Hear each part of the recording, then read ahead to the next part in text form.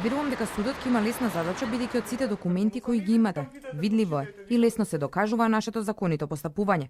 Ова го истакна поранешниот градоначалник на општина Газибава Тони Трајковски во воведниот говор за случајот за уривањето на Космос, ТНТ.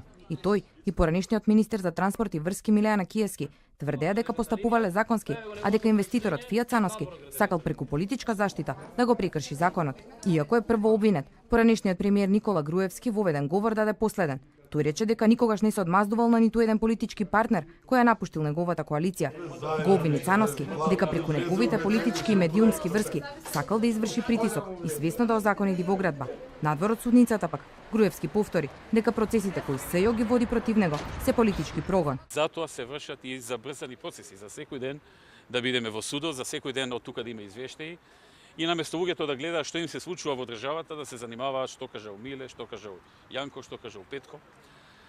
Така што станува збор за една заокружена, систематска водена политичка кампања, политичко-судска кампања, во која што за жал судиите доброволно или под притисок одлучуваат да бидат дел од таа хајка. На исказите на обвинетите дека Цановски свесно градел дивоградба, тој вели дека постојат докази и снимки, од кои јасно се гледа дека се што било во проектот било испочитувано. Тие пријави дека сме граделе bespravно и сега во изјавите кажаат дека сме граделе без дозвола за градба, дива градба. Ние не градевме дива градба, градевме објект кој што има легална градежна дозвола со платени комуналии. По воведните говори во судница требаше да се пуштаат бомбите, кои се дел од доказниот материјал, но одбраната побара да се изведуваат прво материјалните докази, па потоа прислушуваните разговори.